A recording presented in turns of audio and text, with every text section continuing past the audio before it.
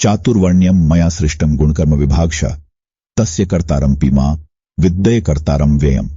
मैंने गुण और कर्म के आधार पर 4 वर्णों ब्राह्मण, क्षत्रिय, वैश्य और शूद्र को रचा है। इस प्रकार तुम मुझे इस सृष्टि का कर्ता, रचनाकार होने पर भी अकर्ता ही समझो। इस श्लोक में भगवान श्री कृष्ण कहते हैं कि यह जो 4 प्रकार की वर्ण व्यवस्था है वह मेरे द्वारा ही बनाई गई है। इस वर्ण व्यवस्था को इस प्रकार बनाया गया है: ब्राह्मण, क्षत्रिय, वैश्य और शूद्र। आज वर्तमान परिप्रेक्ष्य में इस वर्ण व्यवस्था पर विस्तार से चर्चा करने की आवश्यकता है।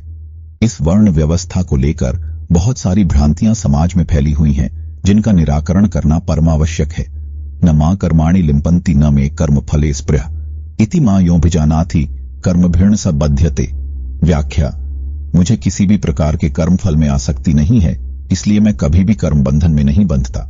जो मुझे इस रूप में जानता है और इसी प्रकार का व्यवहार करता है, अर्थात कर्म फल में आसक्ति नहीं रखता है, वह भी मेरी तरह ही कभी भी कर्म बंधन में नहीं बंधता।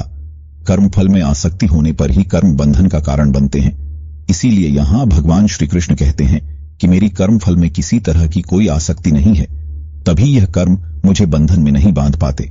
अतः मनुष्य को कर्म बंधन से मुक्त होने के लिए कर्म फल में आसक्ति का त्याग करना अनिवार्य है। वेदांत और भगवद गीता के विचारधारा में वर्ण व्यवस्था के प्रति अनेकांशित दृष्टिकोण है, लेकिन यह अवश्य नोट किया जाना चाहिए कि भगवान श्री कृष्ण ने ज्ञान, कर्म और भक्ति के माध्यम से सभी मनुष्यों को उत्तम बनने की प्रेरणा दी थी। उनका संदेश था कि मनुष्य अपने धर्म के पथ पर चलें और सभी मनुष्यों के लिए उनके कर्तव्यों को आचरण करना महत्वपूर्ण है। उन्होंने शिक्षा दी कि कर्म फल में आसक्ति न हो और किसी को अपने धर्माचरण में अधिकारी बनाने का प्रयास करना उचित नहीं है। भगवान श्री कृष्ण के संदेश का यह अर्थ निकाला जा सकता है कि हमें सभी मनुष्यों के साथ समझौता करना और सम्मान पूर्वक रहना चाहिए, जिससे हम सभी मिलकर समृद्धि और समरसता का राजस्व बना सकें। यह भारतीय संस्कृति और भावना का एक मूल मूल्य है और हमें भ्रांतियों से दूर रहकर समरसता की ओर आगे बढ़ना चाहिए। धन्यवाद। यदि आपके पास कोई और प्रश्न है तो कृपया पूछें।